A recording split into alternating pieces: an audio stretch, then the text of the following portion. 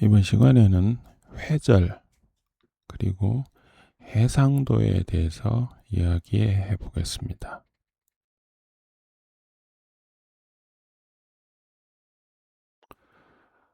파동에 대해서 생각해 볼 건데요.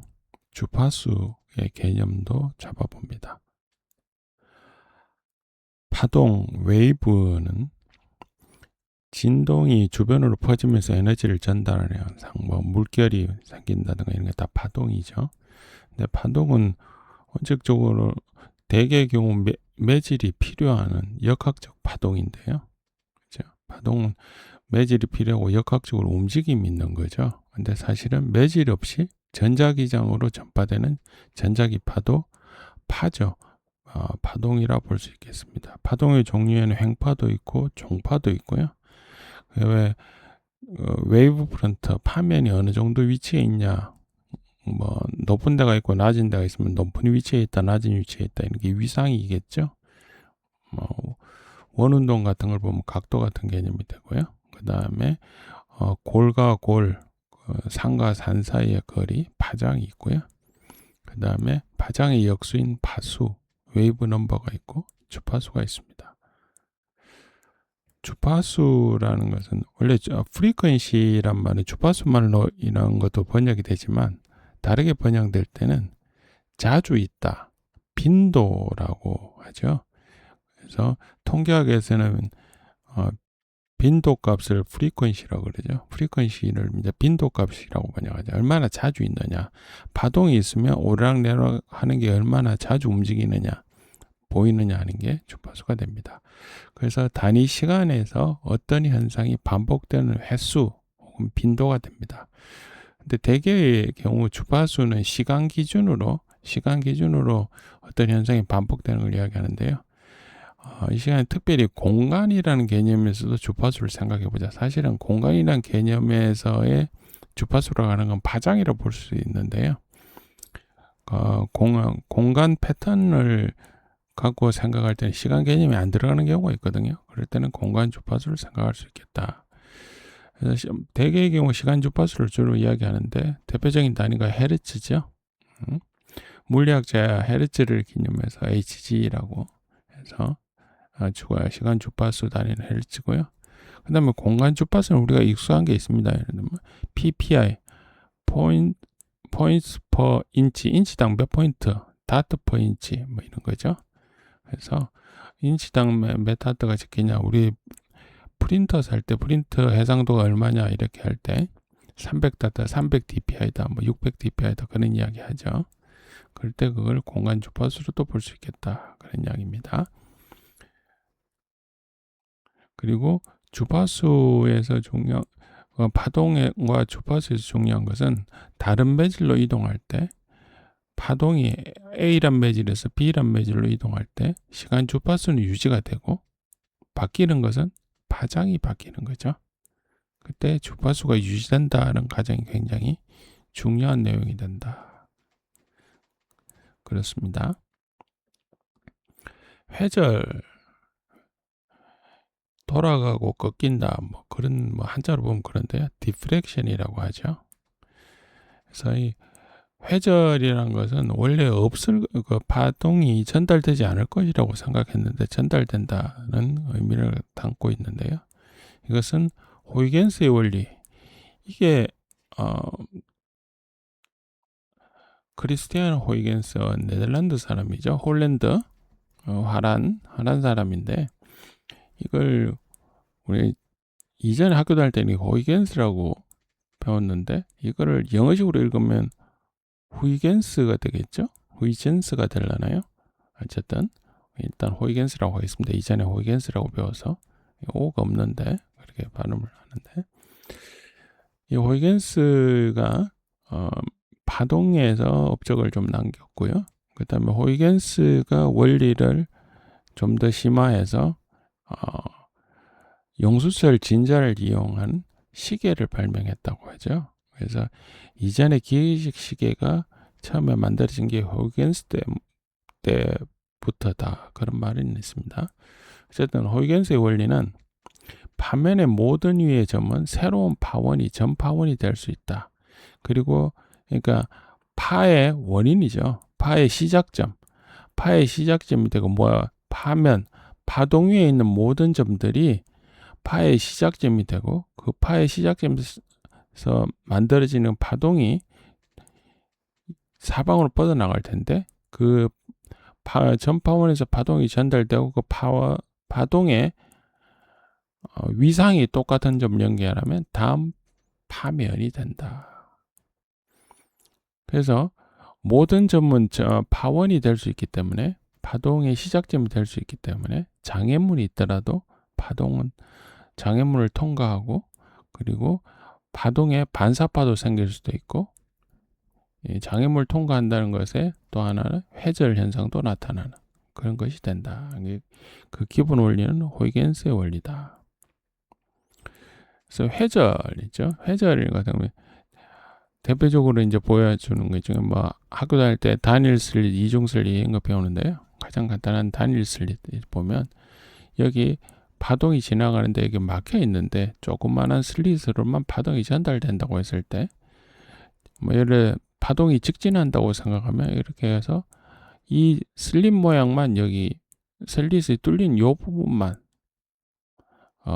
파동이 전달돼서 보일 텐데 실제로는 빛 같은 걸 이렇게 쬐보면 여기에 빛이 통과된 요 부분만 이렇게 밝게 되는 게 아니고 옆에 어두워졌다 밝아졌다 하는 이런 무늬가 생기게 되죠. 이게 회절무늬라고 하는데 회절무늬는 어떻게 생기느냐 물리학적으로 설명할 때는 이 슬릿을 통과하는 단일 슬릿이 어떻게 보면 유한한 크기를 가지니까요. 이 무한히 쪼개다 보면 가장 끝쪽에서부터 가장 위쪽, 이 그림에서 보면 가장 위쪽에서부터 가장 아래쪽까지의 모든 점들이 파원이 되고 그 파원에 의해서 이 파동은 전달이 되는데 이쪽 끝에 있는 파원에서 전달되는 파동의 위상하고 아래쪽의 파원에서 전달되는 위상이 달라지면 서로 상쇄되면 골짜기가 생겨서 어두운 부분이 되고요. 서로 증강 간섭을 하게 되면 밝은 부분이 되는 거죠. 그래서 이렇게 밝다가 어두웠다 밝은 이런 회절 무늬가 나타난다. 그래서 여기서 알 수 있는 것은 파동이 슬릿이나 장애물의 뒤편까지 퍼져서 진행된다. 장애물 뒤편까지 퍼져서 진행된다는 거고요. 그리고 그 각 위치의 호이겐스 원리에 따라서 각 점에서 점이 파원이 되기 때문에 그 파원에서 나오는 파동의 위상차에 의해서 무늬가 생긴다. 이 무늬는 회절무늬라고 하죠. 그래서 이게 이쪽 회절 무늬가 생기는 그것을 빛을 보고 단일 슬릿이라고 했을 때는 여기 중심부로 여기 D 슬릿의 폭 D라고 할 때 여기 슬릿부터 스크린까지 거리에서 정확하게 그대로 직선으로 뻗었을 때 위치를 0이라고 하면 아래 위로 이렇게 거리를 나타내는 거리를 여기 중심부로부터 각도를 개는 걸 세타라고 합니다. 세타로 했을 때 d 사인 세타는 n 람다에 비례하는 n 람다가 되는 위치에 밝은 빛이 보인다 하는 거죠. 그래서 이게 밝게 되면 이 n은 정수인데요. 이 광원의 정수배만큼 떨어져서 밝은 빛이 보이고 또 정수배만큼 떨어져서 밝은 빛이 보이는데 그 정수배하고 이 슬릿의 폭하고 요 스크린을 슬릿하고 스크린 사이의 거리에 나오는 이 각도에 비례한 수식이 나온다. 그게 단일 슬릿의 회절 이야기가 되겠습니다. 그래서 중요한 건 뭐냐? 회절이 나타나고 회절 무늬가 생기는데 그 회절 무늬는 파장하고 관계되고 그 다음에 위상차가 관련이 된다. 그런 이야기가 되겠습니다. 그리고 그걸 설명하는 기본 원리는 호이겐스의 원리다 하는 거죠. 개구수라는 말이 있습니다. 이게 참 익숙하지 않고 우리말로 잘 안 쓰기 때문에 우리말로 개구수라고 번역되는 게 참 어떨 때 보면 좀 불편하기도 하고요. 영어는 간단하게 NA라고 하죠. Numerical Aperture. Numerical은 수를 말하는 거죠. 수치적인 aperture는 구멍이라는 뜻이죠. 뭔가가 어떻게 갖고 넓은 평면에 구멍을 하나 내면 그 aperture가 되는 겁니다. 그래서 numerical aperture 수치적인 구멍.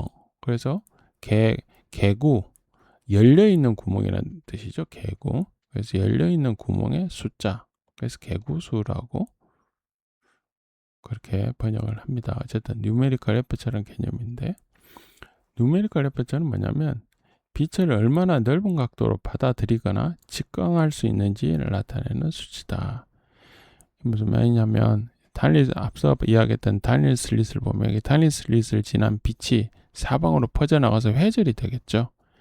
그러면 이 퍼진 빛을 몽땅 다 모으려면 어떻게 될까요?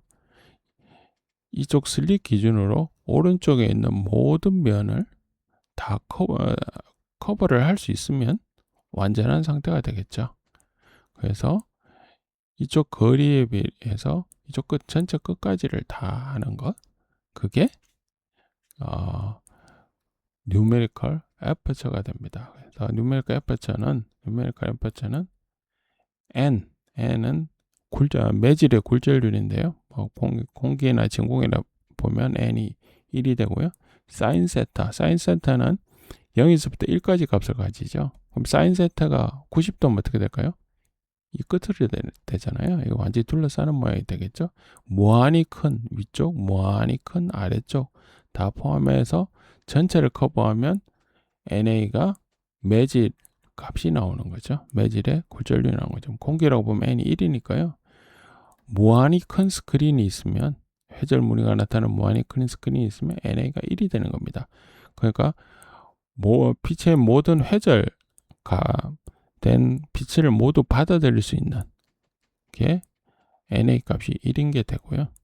만약에 이 회절 무늬가 나타나는 스크린이 유한한 값을 가지면 사인 세타 여기까지만 있다 그러면 여기까지 사인 세타 값에 해당하는 NA 값이 나오겠죠. 그래서 이 NA 값은 실제는 단위는 없고요. 비율 값이니까요. 단위는 없고 이 시스템이 빛을 얼마나 받아들일 수 있느냐 하는 그런 걸 나타내는 값이 되게 됩니다. 근데 앞서 회절에서 이 슬릿의 폭하고 사인 세타하고는 하고 이 회절 무늬가 나타나는 간격이 있었잖아요. 이런 수식이 있었는데 여기 n은 정수고요. numerical n은 매질의 굴절률이다. 그건 다른 겁니다. 그러니까 표기가 좀 헷갈릴 수 있는데 수식의 맥락을 봐야겠죠. 그래서 이게 numerical aperture가 왜 중요하냐 하면 예를 들어 여기서 빛을 쬐어요. 슬릿을 통과하는 슬릿일 수도 이게 슬릿 단순화해서 이런데 단일 슬릿을 통과한 빛이 스크린에 비쳤다고 합시다. 그럼 이렇게 회절 무늬가 생기겠죠. 그럼 여기 스크린 대신에 렌즈를 줘서 이걸 다시 모았다고 하면 그러면 회절 무늬가 생겼다가 다시 모으면 이게 합쳐지겠죠. 회절됐던 것이 합쳐지면 이 패턴 모양이 나올 겁니다. 그러니까 회절이 됐다가 렌즈로 모으는 것은 회절의 역함수 개념이 되는 거죠. 그래서 그렇게 되면 이 회절된 걸 얼마나 모으느냐. 원래 회절된 모든 빛을 다 모으면 다시 원복이 되겠죠. 그러면 해상도가 좋아지는 거고요.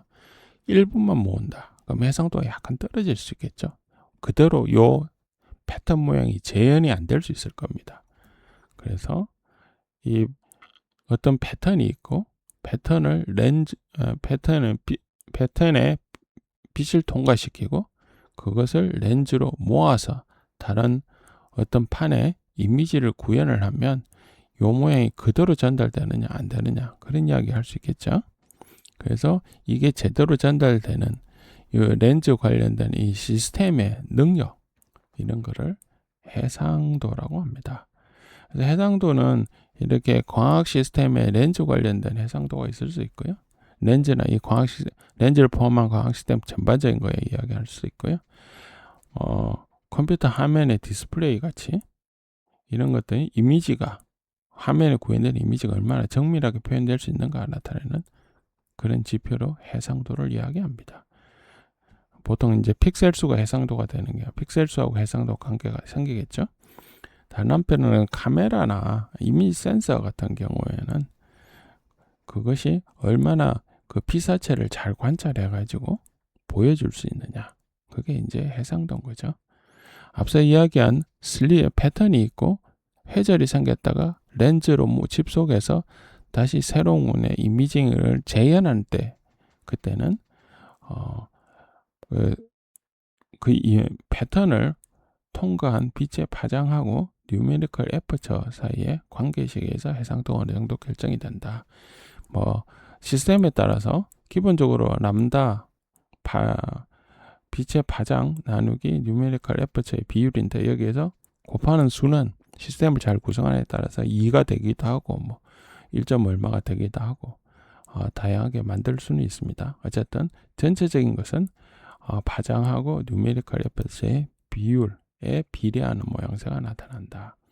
그게 광학기기에서 해상도가 되겠습니다. 그래서 해상도가 이렇게 나오는 이유는 뭐냐?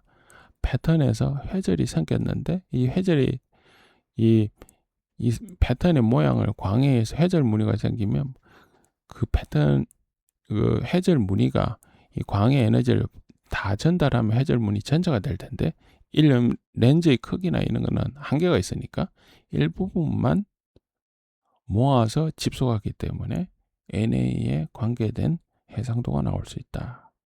그런 이야기가 됩니다. 이번 시간에는 파동, 그리고 회절, 그리고 광학기기에서 해상도가 어떻게 정해진다, 그런 이야기를 해보았습니다.